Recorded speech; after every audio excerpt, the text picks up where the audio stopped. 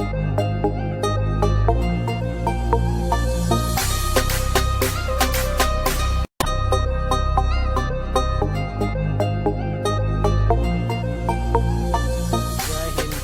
मातरम dear student, स्वागत है आपका आपके अपने यूट्यूब लर्निंग प्लेटफॉर्म माई डीडीयू यूनिवर्सिटी पे। स्टूडेंट्स, मैं आपका एजुकेटर शुभम। आज एक और इम्पॉर्टेंट वीडियो लेक्चर स्टूडेंट हम आपके लिए अवेलेबल है लेके, जैसा आप अपने स्क्रीन पर देख पा रहे हैं, ENG 204 यानी जो हमारे 4th सेमेस्टर के स्टूडेंट हैं उनके लिए 204 का एक मॉडल पेपर स्टूडेंट हम लेकर अवेलेबल है। और स्टूडेंट, इस वीडियो के माध्यम से हम जानने की कोशिश करेंगे कि कैसे क्वेश्चन आपके एग्जामिनेशन में पूछे जा सकते हैं। तो स्टूडेंट, वीडियो को पूरा देखिएगा, ध्यान से देखिएगा, छोटी छोटी बातों को नोट करिएगा, पेन पेपर लेके बैठिएगा और हमारे इस प्लेटफॉर्म को लाइक, सब्सक्राइब, शेयर करिएगा। स्टूडेंट, हम बहुत मेहनत करके आपके लिए इस वीडियोस को प्रिपेयर करते हैं, अपने कीमती टाइम में से टाइम निकाल कर, अपने ज़रूरी कामों को रोक कर आपके एग्जामिनेशन के लिए हम लोग लगे हुए रहते हैं। चलिए, तो बिना टाइम वेस्ट किए देखते हैं कैसे। पहला क्वेश्चन स्टूडेंट जो आया था वो कह रहा है, the main spoke person of the modern women in silence the court is in the session, यानी जो आपका प्ले है विजय तेंदुलकर का silent the court in session. Student, इसमें देख लीजिएगा ये प्ले कब आया है, किस ईयर में पब्लिश हुआ है। ये सारे क्वेश्चन बहुत इंपॉर्टेंट हो जाते हैं, तो पब्लिकेशन और ये सारी डिटेल्स आप जरूर देख लीजिएगा। तो पहला क्वेश्चन कर रहा है, the main spoke person of the modern women in silent the court in session. तो मेन स्पोक पर्सन कौन है स्टूडेंट? पहला क्वेश्चन यही है। तो मेन स्पोक पर्सन आपका हो जाता है लीला बनारे। किसके बारे में पूरी बात चल रही है? तो ऑप्शन आपका बी सही हो जाएगा, लीला बनारे के बारे में बात हो रही है। ठीक है, तो लीला बनारे जो फीमेल कैरेक्टर है, जिसके ऊपर यहाँ पे एक मॉक ट्रायल इस ड्रामा में चलता है, और वो अपना टीचिंग का जॉब छोड़ के एक्टिंग ग्रुप के साथ आई हुई है यहाँ पे। ठीक है, आपने स्टोरी पढ़ी होगी स्टूडेंट, तो आपको स्टोरी अच्छे से पता होगी, तो आप अच्छे से इस क्वेश्चन को कर पाएंगे। अगला क्वेश्चन देख लेते हैं। दूसरा क्वेश्चन का रहा है, the silence is the court in session there, ये mock trial where Leela Benare is accused of. तो लीला बनारे के ऊपर मॉक ट्रायल यानी कोर्ट, नकली कोर्ट, जैसे ये लोग ड्रामा करने आए हैं, उससे पहले ये लोग एक्टिंग में कोई जज बन जाता है, कोई लॉयर बन जाता है, और विक्टिम जो दोषी किसको बना दिया रहता है? लीला बनारे को बना दिया रहता है। तो बता रहा है कि इस गेम में जो मॉक मतलब होता है नकली जो ट्रायल चल रहा है, इसमें लीला बनारे को किस चीज का दोषी बनाया गया है? तो इनको दोषी बनाया गया है, ऑप्शन जो कह रहा है कि crime of child trafficking, misconduct at school. तो सी ऑप्शन जो कह रहा है कि क्राइम ऑफ इन्फेंटिसाइड, यानी बच्चे की हत्या करने का, जो इन्फेंटिसाइड मतलब नवजात की हत्या, जो बच्चा अभी पैदा नहीं हुआ है उसकी हत्या करने का इनके ऊपर चार्ज लगा हुआ है, अबॉर्शन का आप कह सकते हैं स्टूडेंट। अगला क्वेश्चन आया है, silence in the court session was originally written by Vijay Tendulkar in. तो किस में लिखा गया है ओरिजिनली? तो वर्क लिखा गया ओरिजिनली, जानते हैं, मराठी में लिखा गया है। और इसका टाइटल अभी क्वेश्चन आएगा स्टूडेंट, और हम आपको बताएंगे कि इसका जो मराठी टाइटल क्या था, कि शांता कोर्ट चालू आहे, ये जो इसी में लिखा गया था, और इसको इंग्लिश ट्रांसलेशन किया प्रिया आधारकर ने। ठीक है, बाकी पब्लिकेशन आप देख लीजिएगा स्टूडेंट। इतने सारे क्वेश्चन है इस पेपर में कि हमने ज़्यादा से ज़्यादा क्वेश्चन आपके लिए किया है, और कम से कम नहीं तो 70 क्वेश्चन के आसपास, 80 क्वेश्चन के आसपास हमने आपके लिए कवर करने की कोशिश की है। चलिए, अब आप वीडियो को पूरा देखिएगा, छोटी छोटी बातों को नोट भी करते रहेगा, अभी बहुत सारे डिटेल्स आने वाले हैं। तो कह रहा है, a major player among the Sonar Moti testament Bombay Progressive Association is. तो कह रहा है कि यहाँ पे कौन है जो प्लेयर है कि सोनार मोती टेस्टामेंट में बॉम्बे प्रोग्रेसिव एसोसिएशन का कौन सा एक एक्टिव मेंबर है? तो ये जो है वो कौन है?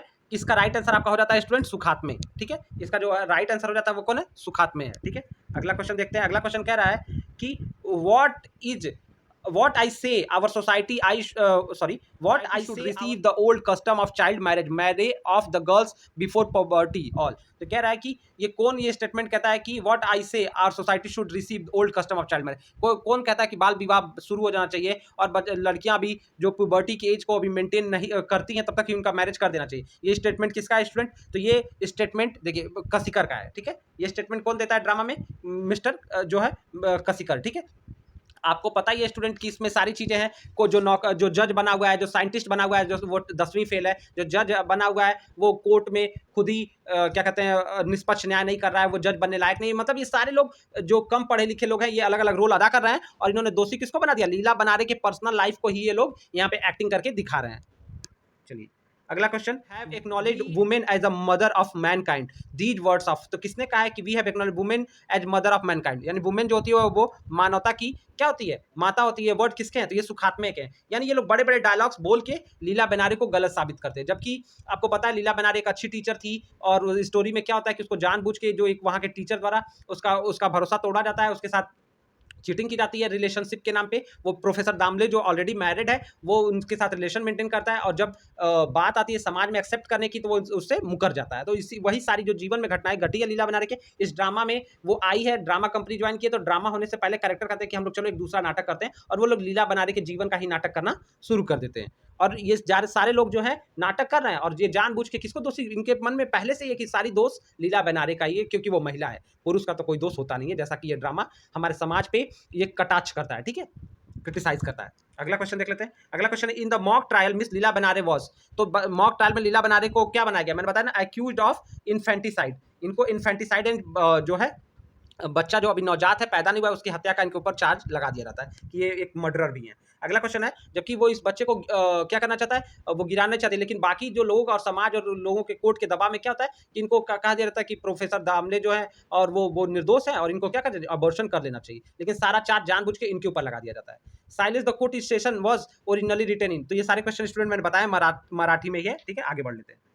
अगला क्वेश्चन है, the troupe decided to mock, कौन से troupe decided to stage a mock trial, mock trial नकली trial to familiarise with the intricacies of court procedure. तो ये लोग कहते हैं कि ये जो ड्रामा दिखा रहा है कि कोर्ट में कैसे, कोर्ट कहने को तो न्यूट्रल होती है, न्याय देती है, लेकिन कैसे कोर्ट में भी पूर्व धारणाएं, महिला विरोधी ख्याल चलता है, ये ड्रामा दिखाता है। तो ये कौन ये कहता है कि हम लोग लीला बेनारे के जीवन का मॉक ट्रायल करेंगे, तो ये स्टूडेंट, ये स्टेटमेंट जो है आपका हो जाता है सामंत का है, ठीक है।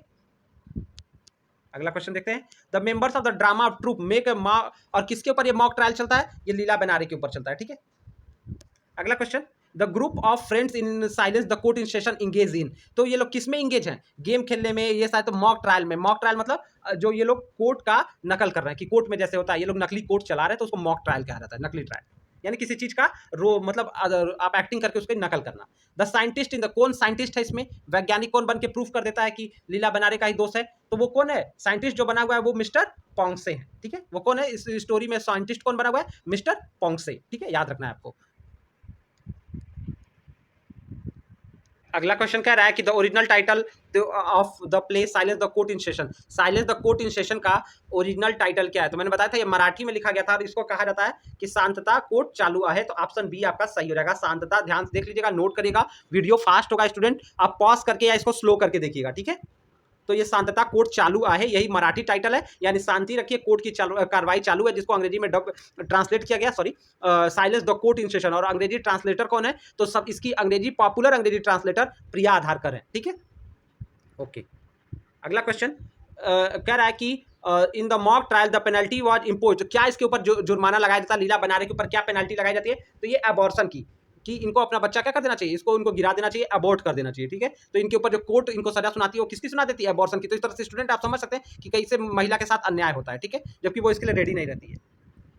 अगला क्वेश्चन स्टूडेंट पूछ रहा है कि according to mister Kasikar the best solution to curb promiscuity in society to revive the old custom of, तो ये किसके ओल्ड कस्टम को ये वापस चलाना चाहते हैं, तो ये लोग चाइल्ड मैरिज, ये लोग चाहते हैं कि लड़कियों की इतना फ्रीडम देना नहीं चाहिए, क्योंकि लीला बेनारे एक इंडिपेंडेंट लड़की है, वो इंडिपेंडेंट रहती है, अपने पैरों पे खड़ी है, एक अच्छी टीचिंग जॉब करती है, दिन भर अपने टीचिंग से बहुत प्रेम करती है और बहुत मेहनत से अपना काम करती है, तो ये जो हमारे जो और इनके फेलो कलीग है जो मेल हैं वो उनसे देखा नहीं जाता है, ठीक है। तो ये चाइल्ड मैरिज का ये लोग वकालत करते हैं, और कोर्ट भी सजा सुनाती है कि इनको यही दोषी है, ठीक है, और इनको अपना बच्चा अबॉर्ट कर देना चाहिए। अगला क्वेश्चन है, Vijay Tendulkar choose the title silence the court in session to make powerful comment on, तो किसके ऊपर ये टाइटल राइटर ने लिखा है और क्यों ये टाइटल रखा, तो ये टाइटल एक आयरनी है, कमेंट, समाज के ऊपर कटाक्ष है, सटायर है, कि ये क्या कहता है कि patriarchal domination and exploitation of women, तो ये क्यों रखा है कि कैसे एक महिला का शोषण किया जाता है समाज में, कैसे वो कुछ अच्छा करती है तो उसको आगे लोग पुरुष लोग बढ़ना नहीं देना चाहते हैं, और सारा दोष जब कुछ भी गलत होता है तो सारा दोष महिला का होता है, उसको ये नहीं करना चाहिए, उसको ये नहीं जानना चाहिए, मेल का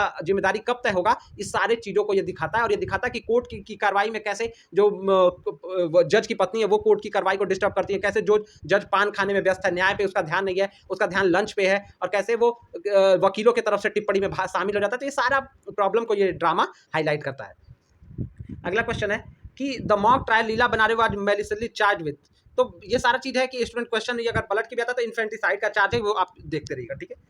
अगला क्वेश्चन है स्टूडेंट कि the character purpose of performing mock trial in the silence the court in session is to bring public attention, तो पब्लिक का अटेंशन, ये जो ड्रामा मॉक ड्रामा या नकली ट्रायल जो चलाया जा रहा है, ये जीवन में वास्तव में उसके हो चुका है, उसी के घटना का ये लोग मॉक ट्रायल करके आपस में कहते हैं ना, उसका मजाक उड़ाने के लिए लोग नकली ट्रायल करते हैं, जब वो टीचिंग का जॉब में ये सब उसके साथ घट चुका है, और उसका वो लोग क्या करते हैं, यहाँ पे करते हैं उसका रिहर्सल करके, ठीक है। तो कह रहा है कि जो पर्पस है मॉक ट्रायल का silence the court session to bring public attention, कहाँ पे लाना है, तो इसका पब्लिक की सोशल सिग्निफिकेंस टू द, कि समाज में मतलब इसका क्या सोशल सिग्निफिकेंस है, स्पेस कि social evil to the public attention, नहीं ये दिखाना है social significance to the public evil, sorry public attention, कि कैसे समाज में हर चीज का एक अलग मतलब है, भले रूल्स रेगुलेशन कानून बन गए लेकिन महिलाओं को अभी भी उनके अधिकारों से वंचित किया जा रहा है। ठीक है, समाज की। अगला क्वेश्चन है कि silence the court in session, Leela Benare accused of crime of, ये स्टूडेंट मैंने आपको कई बार क्वेश्चन कई बार वो हो गया, उसको आप इग्नोर कर लीजिएगा। अगला क्वेश्चन कर रहा है the play is much about Indian system during the early 1960, तो 1960 के किस सिस्टम को दिखाता है, तो जुडिशियल न्याय व्यवस्था की कमी को दिखाता है। अगर ये क्वेश्चन ये बोला 1960 के किस समय की ये प्रणाली की बात कर रहा है, 1960 में, इधर की नहीं, 1960 के समय भारतीय कोर्ट की क्या हालत थी, कैसे जो जज थे वो भी न्यूट्रल नहीं थे, ये सारी चीजों को ये दिखाता है। अब अगला क्वेश्चन है in the silence the court motherhood को किससे कंपेयर किया गया है, तो motherhood is exalted at something at purer than heaven, तो ऑप्शन ए आपका राइट हो जाएगा कि उसको हेवन से कहा गया कि जो मातृत्व होता है वो स्वर्ग से भी ज्यादा पवित्र होता है। अगला क्वेश्चन जो स्टूडेंट कह रहा है कि Leela Benare was having an affair with, तो किसके साथ उसका एक रिलेशन रहता है, अफेयर रहता है, तो वो कौन है जो उसको बेवकूफ बनाता है, वो प्रोफेसर दामले, वो ऑलरेडी एक मैरिड मैन है, बच्चों का पिता भी है, फिर भी वो लीला बनारे को क्या करता है, बेवकूफ बनाता है, और उसकी वजह से वो प्रेग्नेंट होती है और बाद में क्या करता है, इसी को गलत साबित कर दिया जाता है। ठीक है, और प्रोफेसर दामले को बाइज्जत बरी कर दिया जाता है, और वही सारा चीज यहाँ पे भी हमको देखने को मिलता है, और रीडर को बताया जाता है ड्रामा मॉक ट्रायल के थ्रू कि ये भी रीडर को पता चलता है कि कैसे क्या क्या प्रॉब्लम फेस करना पड़ता है। In the end when Benare found guilty, तो जब गिल्टी मिलता है तो बनारे को गिल्टी यानी दोषी पाया जाता है, तो क्या होता है, तो वो लास्ट में जब उसको सजा सुनाई जाती है, उसका कोर्ट उसको दोषी पाती है, तो वो बर्दाश्त नहीं कर पाती है और उसको चक्कर आ जाता है और वो कोलैप्स हो जाती है, फ्लोर पे ढह जाती है, क्योंकि वो ना अबॉर्शन कराना चाहती थी ना वो गलत थी, लेकिन सारे में इसकी पर्सनल लाइफ को वहां पे मॉकली दिखाया जाता है, उसके जीवन का मजाक बनाया जाता है एक्टिंग के नाम पे, और वो जब सजा सुनाया जाता है तो क्या रहती है, कोर्ट में वहीं परिसर में गिर जाती है। अगला क्वेश्चन है miss Benare under section number of Indian Penal Code you are accused of crime of infanticide, तो ये सुनाया जाता है कि आपने अपने बच्चे का मर्डर किया है, जो नवजात की हत्या की है, तो ये क्या आप किस पीनल कोड के तहत आपको सजा सुनाई जाएगी, तो 302 दफा 302 होता है ना, तो 302 के तहत उसको सजा सुनाने का वो लोग कहते हैं कि आप पे ये चार्ज लगा हुआ है। लीला बनारे सेक्सुअली एक्सप्लॉइटेड बाय, मैंने बताया ये प्रोफेसर दामले रहते हैं इसमें। स्टूडेंट और सारे करेक्टरों का छोटा छोटा देख लीजिएगा कि पोंगसे कौन है, बालू रोकड़े कौन है, क्योंकि स्टूडेंट अब मॉडल पेपर में इतना सारा डिटेल में जाके करना संभव नहीं है, तो आप ये छोटी छोटी बातें आप करेक्टर्स नोट करिए और थोड़ा थोड़ा देख लीजिएगा कि कौन क्या है और किसकी एक्टिंग कर रहा है, ये सब चीजें आपको जानना चाहिए। अब आते हैं हम लोग अगले क्वेश्चन पे, one day in Ashadh, student साथ ही बताना चाहूंगा कि आप जरूर देख रहिएगा, गूगल कर लीजिएगा, और क्या कहते हैं आपका silence the court in session का। ठीक है, अगला आते हैं हम वन डे इन अषाढ़ यानी अषाढ़ का एक दिन पे। तो अगला पहला क्वेश्चन जो पूछ रहा है स्टूडेंट कह रहा है कि who is author of the play Ashadh का एक दिन का ऑथर कौन है, तो स्टूडेंट इसका ऑथर है मोहन राकेश। ठीक है, अगला क्वेश्चन दूसरा क्वेश्चन देखते हैं, स्टूडेंट कह रहा है Mohan Rakesh was editor of which magazine, किस मैगजीन के एडिटर है, तो स्टूडेंट इसका राइट आंसर है ए सारिका। ठीक है, ही वॉज जो एडिटर थे किस मैगजीन के एडिटर थे, सारिका। अगला क्वेश्चन देखते हैं कि Mohan Rakesh first story collection is, तो ठीक है उनका फर्स्ट स्टोरी कलेक्शन क्या है। ठीक है, तो स्टूडेंट उनका फर्स्ट स्टोरी कलेक्शन आपका अगर बात करें कि उनका फर्स्ट स्टोरी कलेक्शन क्या है, तो ये आपका हो जाता है ह्यूमन रूइंस। ठीक है, ह्यूमन रूइंस। ठीक है, रूइन मतलब होता है खराब कर देना, किसी चीज को तबाह कर देना, तो इसका राइट आंसर हो जाएगा first story collection human ruins. ठीक है, अगला क्वेश्चन देख लेते हैं, how many numbers are play divided into one day of a आप समझिएगा कि the play is divided into how many number and कितने पार्ट में जो ये प्ले है ये डिवाइडेड है, तो स्टूडेंट ये नंबर्स द प्ले डिवाइडेड मतलब यहाँ पे क्वेश्चन को थोड़ा सा टाइप करने में मिसप्रिंट हो गया है, वो कह रहा है कि कितने में ये प्ले डिवाइडेड है, कितने नंबर, तो यहाँ पे ये 3 पार्ट्स की बात कर रहा है। ठीक है, तो राइट आंसर होगा 3। अगला क्वेश्चन है who is protagonist the play Ashadh ka एक दिन, आषाढ़ का एक दिन का प्रोटोगोनिस्ट कौन है यानी मेन कैरेक्टर कौन है, तो आपको पता है इसमें कौन है, कालिदास, जो ऑप्शन आपका ए है कालिदास वो मेन कैरेक्टर है इस स्टोरी का। ठीक है, आषाढ़ का एक दिन का प्ले जो है आपका। अगला क्वेश्चन है according to the first act of the play whom did Mallika never interview, यानी कभी किससे बात नहीं करना चाहिए, किससे उसका आमना सामना नहीं हुआ, इंटरव्यू मतलब यहाँ पे आमना सामना, ऑफ योर फादर, ठीक है अपोजिट ऑफ, ठीक है केयर ऑफ नेचुरल ब्यूटी, और ये सारी चीजें, तो इसका कभी किससे उसका आमना सामना नहीं हुआ है, तो नेचुरल ब्यूटी से। ठीक है, ऑफ नेचुरल ब्यूटी। अगला क्वेश्चन देखते हैं कि how did Mallika father die, कैसे हो जाता है, तो मल्लिका की फादर की डेथ कैसे हो जाती है इस प्ले में, तो इपीडेमिक महामारी से हो जाती है। ठीक है, फ्रॉम इपीडेमिक। ओके, अगला क्वेश्चन है whom was Kalidas swinging in his arms, तो किसको अपने हाथ में झूला झूलाता है कालिदास इस प्ले में, तो बात करें टू द फॉन, ये किसको, फॉन को, शावक को। ठीक है, हिरन का एक शावक को फॉन बोलते हैं, हिरन के बच्चे को। अगला क्वेश्चन है the floor and the leaning of this house are not of dears cup. तो कोई जब लेटा देता है तो कौन कहता है कि इस हाउस का जो भी है फ्लोर और लाइनिंग है जो वो डियर कप के लिए नहीं है। ये स्टेटमेंट कौन बोलता है? तो ये अंबिका बोलती है। स्टेटमेंट किसका हो जाता है? अंबिका का हो जाता है। ठीक है, और अगला क्वेश्चन आया था, अगला क्वेश्चन जो हमने बनाया स्टूडेंट, कह रहा है कि whom does kingdom of Ujjaini want to honour. तो जो किंगडम ऑफ उज्जैनी है वो किसका सम्मान करना चाहता था? तो वो कालिदास का सम्मान करना चाहता था। ठीक है, ऑप्शन डी आपका राइट हो जाएगा। अगला क्वेश्चन है the person is self limited, he is not attach to anyone else, the word except himself, for whom has Ambika said this statement. तो किसके लिए अंबिका ये स्टेटमेंट बोलती है? तो ये वो कहती है कि सेल्फ लिमिटेड वाली बात वो किसके लिए करती है? कालिदास के लिए करती है। ठीक है, नेक्स्ट क्वेश्चन देख लेते हैं। कह रहा है नेक्स्ट क्वेश्चन कि who hurt the fawn, fawn को कौन हर्ट कर देता है? तो इसका राइट आंसर है दांतुल, दांतुल। ठीक है, दांतुल। तो दांतुल जो है वो फॉन को हर्ट करता है। ठीक है,